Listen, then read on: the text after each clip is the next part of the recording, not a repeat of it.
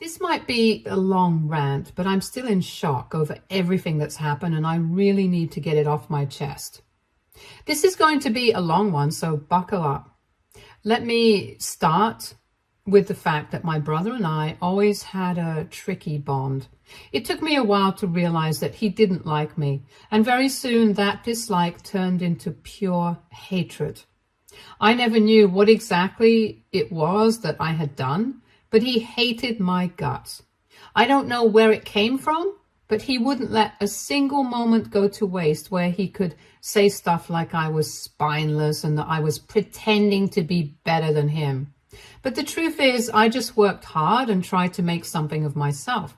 Our parents weren't wealthy, but they did their best to provide for us. They always encouraged us to pursue our dreams and work hard, but my brother never seemed to take that advice to heart. Growing up, I was always the good kid. I had good grades, participated in extracurricular activities, and tried to help out around the house as much as I could. My brother, on the other hand, always seemed to resent that. He barely scraped by in school, and it was as if every achievement I had became another reason for him to dislike me. I remember one time in middle school when I won a school award for academic excellence. I was so excited and proud to show my parents, but the look on my brother's face was pure disgust. Later that night, he told me I was a show-off and that nobody cared about the stupid certificate. It wasn't just that one incident either. It became a pattern. When I made the high school basketball team, he called me a try-hard. When I got a part-time job to save up for college, he accused me of being a kiss-up to our parents, trying to look like the perfect son. The resentment was relentless. And no matter what I did, he found a way to tear me down. I didn't understand why he was like this, but after a while, I stopped trying to figure it out. It became clear that nothing I did would ever be enough to gain his approval or even basic respect. The worst part was that our parents were caught in the middle. They tried their best to treat us equally, but even their efforts to keep the peace became twisted in his mind. If they praised me for something, it was favoritism in his eyes. If they tried to encourage him to do better, he'd accuse them of comparing him to me. And to be honest, I also felt like they had a soft space in their hearts for my brother. So, to sum it up, our home basically became a battlefield, and it seemed like no one could win. My brother's bitterness consumed him, and instead of seeing me as someone who just wanted to succeed, he saw me as competition in a race he was never willing to run. As we grew older, the divide between us only widened. I went to college on scholarships, something that infuriated him even more. He dropped out of community college after a year, blaming the system and everyone but himself. He never took responsibility for his failures, always finding a way to blame someone else. Most of the time, that someone was me. He told anyone who would listen that I thought I was better than him, that I was a fraud, pretending to be something I wasn't. In reality, all I was doing was trying to build a future for myself. But to him, my success was a personal attack. Our relationship completely deteriorated when I got married. My wife, who was always kind and welcoming, tried to get along with him, but he didn't even give her a chance. At our wedding, I overheard him telling one of his friends that I was a joke, that I'd never make it last, and that he'd give it a year. I brushed it off at the time, thinking it was just his usual bitterness talking. But looking back now, I see it for what it was, a warning. He couldn't stand to see me happy, and was already laying the groundwork for the chaos he would eventually unleash on my life. As the years passed, I settled into married life, focusing on my career and the possibility of starting a family. My brother's life, on the other hand, was a mess. He bounced from one dead-end job to another, never staying anywhere long enough to build any stability. His relationships were just as unstable, short-lived flings, toxic breakups, and constant drama. But somehow, despite the differences in our lives, he still managed to worm his way into my personal affairs. At first, I didn't think much of it. He would come around every now and then asking for money or a favor, and I'd help him out when I could. I felt sorry for him. I figured he was struggling, and maybe if I helped, he'd turn things around. I didn't realize then that his bitterness had already evolved into something far darker.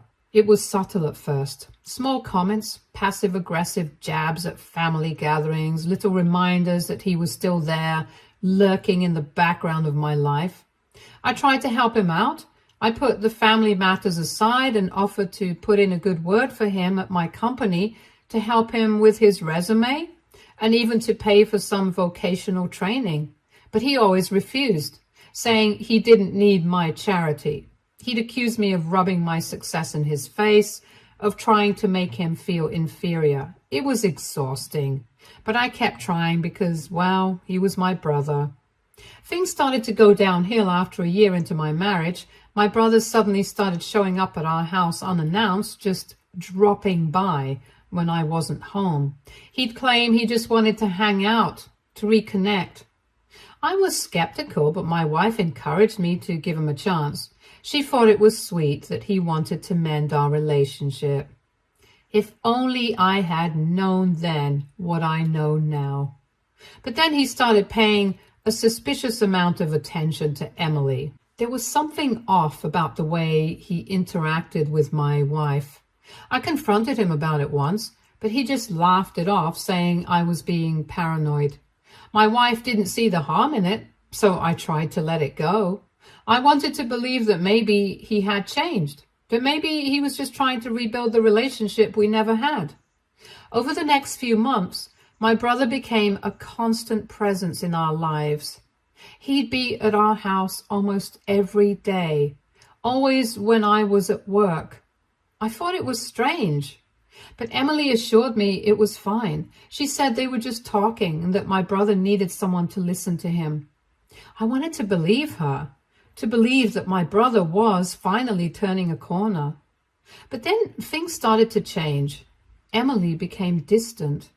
She'd pick fights over the smallest things, accusing me of not understanding her. My brother, meanwhile, was suddenly full of advice on how to treat my wife and how to be a better husband. It was surreal. The guy who couldn't keep a job or a girlfriend for more than a few months was now giving me marriage advice. I should have seen the signs, the lingering looks between them, the inside jokes, the way they'd stop talking when I entered the room. But I was blind, too trusting, too hopeful that my brother had finally changed. It all came crashing down 6 months ago. I came home early from work one day, hoping to surprise Emily with flowers and a nice dinner. Instead, I was the one who got the surprise. I walked in on my brother and Emily in our bed. In that moment, my whole world shattered. The next few weeks were a blur. Emily moved out, claiming she needed time to think. My brother disappeared, probably hiding out at our parents' place. I was left alone, trying to piece together how my life had fallen apart so quickly. When I finally confronted my brother, his response left me speechless. He looked me straight in the eye and said that he had nothing to lose. According to him, I always had everything and he had nothing. So he took the one thing that mattered most to me, my wife. I was devastated, not just by the betrayal, but by the realization that my own brother, my flesh and blood, could be so cruel. He had destroyed my marriage, my trust, my family, all because of his twisted resentment. I filed for divorce shortly after. Emily tried to apologize, to explain, but I couldn't bear to listen. My brother, unsurprisingly, was nowhere to be found. I threw myself into my work, trying to forget the pain and betrayal. And then, just when I thought things couldn't get any more complicated, they did. Emily reached out to me about 2 months ago. She was pregnant, and the baby was my brother's. I was numb. It felt like a sick joke, like the universe was playing some cruel prank on me. But it was real. My soon-to-be ex-wife was carrying my niece or nephew. The child of my brother and the woman I had loved and trusted. For weeks, I didn't know what to do. I avoided my family, ignored Emily's calls, and tried to pretend none of this was happening. Every day felt like a blur of confusion and betrayal, and the weight of it all was suffocating. But reality has a way of catching up with you, and it wasn't long before everything came crashing down. I thought I could stay away, distance myself from the mess that my life had become. But my parents weren't having it. Last week they called a family meeting insisting that we all sit down and talk, and I knew it was going to be bad. But nothing could have prepared me for what happened. When I walked into their house, the tension was thick enough to cut with a knife. My brother was already there, slumped in a chair, looking as angry as ever. We hadn't been in the same room since the confrontation, and the sight of him immediately set my nerves on edge. Emily was there too, her pregnancy now unmistakable. The sight of her made my stomach turn, and I could barely bring myself to look at her. Our parents sat across from us, looking more serious than I'd ever seen them. The room was silent, the kind of silence that makes your skin crawl, and I could feel the weight of what was about to come. I was honestly prepared that my parents would again try to cover for my brother. My dad was the first to speak, and he explained that they had been keeping something from us, something they had never felt the need to share until now. Apparently, years ago, they had inherited a substantial sum of money from a distant relative, something they had kept a secret, living modestly all this time so as not to spoil us with the knowledge. Dad continued, explaining that they had invested the money wisely and grown it into something bigger, much bigger. $8 million to be exact. Let me tell you that the shock was very evident. Our parents, who had always lived so humbly, were secretly sitting on a fortune. Before any of us could react, Mom spoke up and explained that they had always planned to leave the money to both of us, their children. But recent events had forced them to reconsider. By now, I knew what was coming. Dad then explained that in light of everything that had happened, the betrayal, the lies, the destruction of my marriage, they had made a decision. The entire inheritance would be going to me. My brother was being cut out completely. The very next moment, the room was in pure chaos. My brother leapt to his feet, his face twisted in rage. He shouted about how unfair it was, how they had always favored me, and how he was being punished for one mistake. But our parents stood firm. They said that his actions had consequences, and that betraying his family in such a way couldn't go without repercussions. They told him that this decision was final, that he had made his bed and now he had to lie in it. But then, something even more shocking happened. In the middle of his outburst, my brother suddenly stopped. His face suddenly softened. He turned to me, his voice almost pleading. He started talking about family, about how we needed to stick together, about how blood was thicker than water. He said that we could put the past behind us, that I should forgive him, and that I should get back together with Emily. He even had the nerve to suggest that I should raise the baby as my own because, after all, it would share my DNA.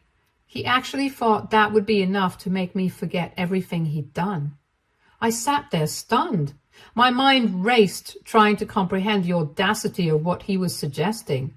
This man, who had spent his entire life resenting me, who had destroyed my marriage and gotten my wife pregnant, now wanted me to forgive and forget, all because of money? And that's when I lost it. I couldn't stop myself. I started laughing. It wasn't a happy laugh. It was bitter, hollow, the kind of laugh that comes from a place of pure disbelief. I laughed in his face, watching as the hope in his eyes turned to confusion and then to anger. He was joking, right? I finally managed to say, my voice shaking with a mixture of rage and incredulity, he destroyed my marriage. He got my wife pregnant, and now he wants me to raise his child? All so that he can get his hands on the money? My brother tried to backpedal, stammering out excuses, but I didn't want to hear it. I cut him off, telling him that he was no longer my brother, that whatever family bond we had was gone. He had crossed a line that could never be uncrossed. I turned to Emily and told her that while I wouldn't stand in the way of her raising her child, I wanted nothing to do with either of them. The look on her face was heartbreaking. She opened her mouth to say something, but I didn't wait to hear it. I stood up, leaving the room without another word. That meeting left me feeling drained, like a weight I had been carrying for years had finally lifted. For the first time in my life, I felt free. Free from my brother's resentment, free from the burden of always trying to make things right, free from the toxic cycle that had defined my relationship with him. But at the same time, I felt this bizarre emptiness in my chest. The weight of betrayal was still there, and it wasn't something I could easily shake off. It's been a week since the meeting, and I'm still processing everything. I know there are tough times ahead. The divorce still needs to be finalized, and I'm sure there will be more drama with my brother over the inheritance.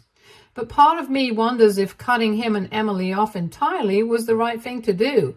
He is, after all, still my brother, and the baby, no matter how it came to be, is innocent in all of this. I've been going over everything in my head, trying to make sense of it. Was I wrong to walk away from it all? Should I have given my brother another chance and tried to salvage some semblance of a relationship for the sake of family? Or was I justified in cutting him out of my life after everything he did?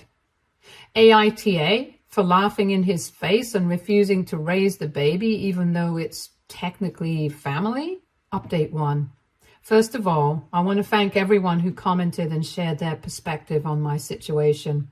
I can't say I was expecting so much feedback, but your words help me see things more clearly. I've spent a lot of time reflecting, trying to understand the whirlwind of emotions I've been feeling since everything went down, and it's been eye-opening, to say the least. In the days following the family meeting, my phone has barely stopped buzzing. My brother has been relentless, calling me constantly, leaving voicemails, sending texts that I haven't even bothered to read most of the time. The few I have looked at were all variations of the same message. He needs me. He's pleading for my help, claiming he's in over his head and doesn't know how he's going to raise the baby without my support. He's gone into excruciating detail about how difficult things are for him, how he can't do it alone, and how, as the baby's uncle, it's my duty to step up. At first, I tried to ignore it, but it's hard to ignore someone who is bombarding you with dozens of texts a day, all saying the same thing. My brother seems to think that if he just keeps pushing, eventually I'll cave in. But the truth is, every message he sends makes me even more sure that I'm doing the right thing by staying away. It's becoming more and more clear that my brother isn't reaching out because he genuinely wants to repair our relationship. He's doing it because he's scared. Scared of the consequences of his actions, scared of raising the baby alone, and if I'm being honest, probably scared of losing out on the inheritance altogether. Then there's Emily. She's been reaching out too, though not as frequently as my brother. I've gotten a few messages from her, mostly apologetic, saying she's sorry for what happened, that she didn't mean any of this to happen, and that she wishes we could talk. But I can't bring myself to respond. The betrayal still stings too much. In the beginning, when everything first came out, I was so focused on my brother's actions that I almost ignored the fact that Emily betrayed me too. She wasn't some innocent bystander in all of this. She made choices. She let herself be manipulated. Or maybe she wasn't manipulated at all and simply made a decision. Either way, it's hard to look at her and not feel a deep sense of hurt and disappointment. I've also been hearing things from some of my parents' neighbors, and it's got me worried.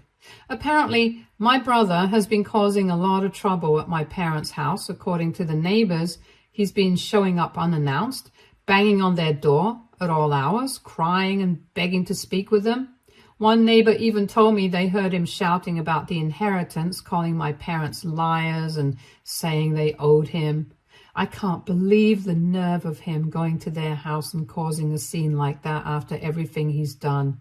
It seems like he's reaching a breaking point, and I'm starting to fear for my parents' safety. I'm planning on visiting my parents soon just to check in and make sure they're okay. I haven't spoken to them since the bombshell about the inheritance, And part of me feels guilty for that.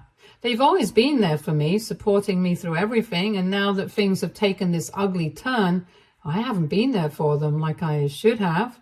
But to be honest, I'm dreading the conversation.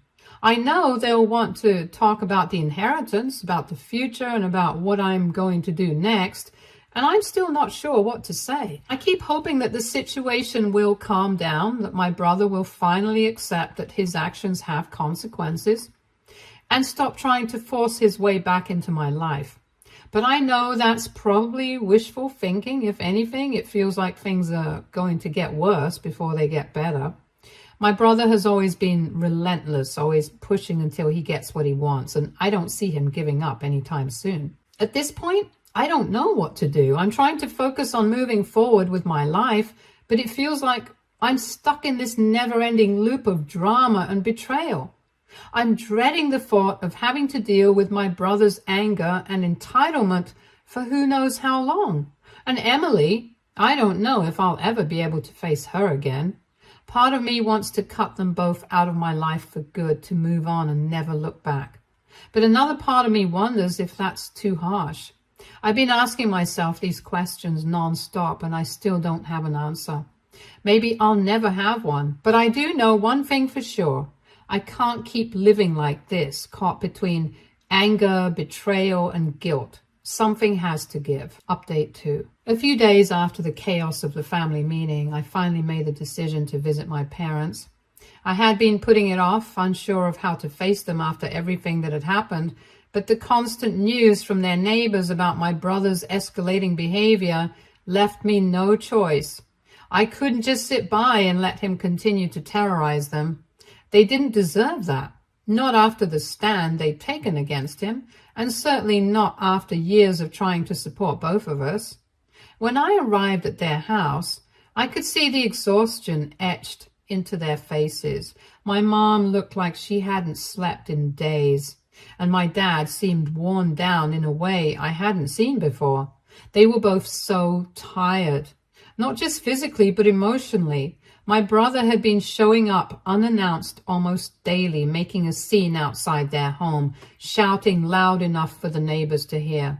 He'd been trying to guilt-trip them into reconsidering their decision, making up stories to paint himself as the victim in front of anyone who would listen. When that didn't work, he turned to outright harassment, raising his voice, banging on the door, and trying to attract attention in any way he could. Sitting down with them, I could tell how much this whole ordeal was weighing on their minds. My dad was the first to speak, his voice heavy with fatigue. He explained that they had given my brother chance after chance, hoping he would calm down, hoping he would eventually realize the gravity of what he'd done, but instead, he had only ramped up his efforts, growing more desperate by the day. My mom said to me that they couldn't take any more of this, and they had done everything they could, but their oldest son was just not going to stop. They looked at me then, and I realized what they were asking. They wanted me to make a decision about the inheritance. It was clear they had made up their minds. My brother wasn't getting anything. But now they were passing the responsibility to me. It was my money, and they wanted to know what I intended to do with it. They weren't pushing me in any particular direction, but I could see the unspoken plea in their eyes. They just wanted peace. I could feel the weight of their words settle on my shoulders. For a moment, I thought about all the years I had spent trying to be the better person, trying to rise above my brother's cruelty. But this wasn't just about me anymore. My parents were tired. Too tired to keep fighting this battle alone. And as much as I had tried to stay out of the mess my brother had created, I knew I had to step up now, not just for myself, but for them. Just as I was about to speak, we heard the sound of tires on the gravel. I glanced out the window, and sure enough, my brother was pulling into the driveway. The tension in the room skyrocketed. My parents exchanged nervous glances. I knew exactly why he was here. He was going to try to grovel again, maybe offer some half-baked apology, hoping that I'd magically change my mind and hand him a slice of the inheritance. But after everything that happened, there was no way that was going to happen. I didn't wait for him to knock. I stood up, opened the door, blocking him from coming inside. The look on his face told me everything I needed to know. He was there to grovel, probably hoping that his sad little story would soften my heart. But I was done. Before he could even launch into his pitiful speech, I cut him off and told him not to waste his breath, and that he wasn't getting a single penny from me. I could see the shock register in his face, but I didn't stop. I said to his face that all he ever did was bully me, tear me down, and make my life miserable. And now, after he had destroyed my family, he must have been delusional to think that I owed him anything. He started to stammer, trying to backpedal, but I wasn't in the mood for any of it. I told him that I didn't care what sob story he came up with this time, but he had made his choices and now he had to live with them. I could feel my parents behind me, their unease growing as the confrontation escalated. But I wasn't finished. I looked him dead in the eye and told him that Mom and Dad have been more than generous by not calling the cops on him for the way he had been harassing them. But I'm not as patient as they are, and if he kept showing up at their place, making their lives hell, I will call the police and I won't hesitate to press charges. For a moment, there was silence. I could see the panic flash across my brother's face as he realized I wasn't bluffing. He knew that I meant every word, and then, just like that, his whole demeanor changed. The fake bravado he'd been wearing like armor crumbled, and he shifted into his victim role, the one he'd been practicing for years. He started talking again about how hard his life had been, how everything had gone wrong for him, how he had nothing left. He rambled on about the baby, how he needed my help, how we were still family. But none of it mattered to me anymore. I had heard it all before, and I was done listening. My parents remained silent, watching as my brother's story grew more pitiful with each passing second. I could tell they were uncomfortable with how far things had gone, but they didn't interrupt. I think they knew, just as I did, that nothing was going to change unless someone put their foot down. Eventually, realizing that no one was going to give him what he wanted, my brother stopped talking. He stood there for a moment, waiting for someone to say something, but the silence stretched on. Finally, he turned and walked back to his car. There was no more anger, no more pleading, just resignation. He knew that no one was going to listen to him anymore. As I watched him drive away, I felt a strange sense of relief for the first time in a long time. I felt like I was in control of my life again. My brother had spent years trying to tear me down, but now he was out of options. I wasn't going to let him drag me, or my parents, down with him. After he left, I turned back to my parents. They looked at me, clearly relieved, but also a little shaken. I knew this hadn't been easy for them. Cutting ties with their own son wasn't something they had ever imagined they would have to do, but they understood that this was the only way forward. We couldn't keep living in the shadow of my brother's toxic behavior. The rest of my visit was quieter, but the air felt lighter somehow. We talked about the future, about what I wanted to do with the inheritance. They didn't pressure me, but they made it clear that it was entirely my decision. For the first time, I felt like I had real control over my own destiny, free from my brother's constant resentment and manipulation. I knew that things weren't over yet. There would be more drama, more fallout from my brother's actions, but for now, I felt a sense of peace. I had finally stood up for myself, and that felt damn good. Update 3. A few weeks passed and the divorce proceedings were nearing their end. Since Emily and I were in agreement, it was uncontested, which made the process much quicker than I had anticipated. I couldn't say it was easy, but there was a sense of finality to it. The marriage, the betrayal, all of it was coming to an official close. However, there was one thing I knew I needed to do before I could fully move on. With the $8 million inheritance, I knew I had more money than I would ever need. It wasn't lost on me how ironic it was that my brother's resentment and actions had led to his inheritance being mine alone, but I wasn't the type to let it go to waste or hoard it out of spite. I made some smart decisions, investing a significant portion into safe stocks, real estate, and other ventures to secure my financial future. My parents, though, had always been passionate about giving back, and I asked if there were any charities they wanted to support with part of the money. They had a few in mind, causes they had quietly supported for years, and we made donations in their name. It felt right to give back in some way and to use the money for something positive rather than letting it be a constant reminder of everything that had gone wrong. But there was still one more thing I needed to take care of. Emily and the baby. Despite everything that had happened between us, I didn't hold anything against the child. The baby would be innocent in all of this, and he or she didn't deserve to pay for the sins of their parents.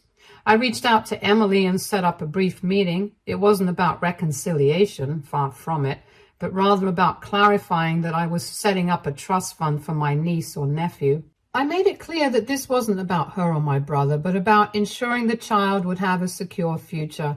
It wasn't their fault their parents had made such terrible choices, and I wasn't going to punish them for that. The meeting was brief and to the point. I wasn't interested in lingering or reopening old wounds, but during the conversation, I learned something that didn't surprise me as much as it should have. My brother had abandoned Emily and the baby, and after all his groveling and all his begging for me to step up and provide for the child, he had decided to leave them both when his manipulation didn't work. The irony wasn't lost on me. The same man who had destroyed my marriage and begged me to help him raise this child now walked away from both of them without a second thought. It was strange, but I didn't feel anger when I heard that. I just felt a sense of finality. My brother had shown yet again who he truly was, and I was no longer surprised by his behavior. The trust fund would ensure that the baby wouldn't suffer because of their father's failures, and that was all I could do. I didn't need to get involved in their lives any more than that. My chapter with Emily and with my brother was finally closed. As I walked away from that meeting, I felt lighter. I had done the right thing, the responsible thing, and now I could move on with my life. The inheritance was taken care of. My parents were safe from my brother's harassment, and I had ensured the child's future. All the loose ends were tied up, or so I hoped. For now, though, I'm content. I've made my peace with everything that's happened, and I'm ready to move forward. Thanks to all the support from this community, I've gained the perspective I needed to navigate this mess. I don't know what the future holds, but I know that I've done everything I can to close this chapter of my life the right way. Thank you, Reddit, for all the advice and encouragement. This is where I say goodbye and hope this is the end of it all. Stay tuned for more stories from Argo Relationships.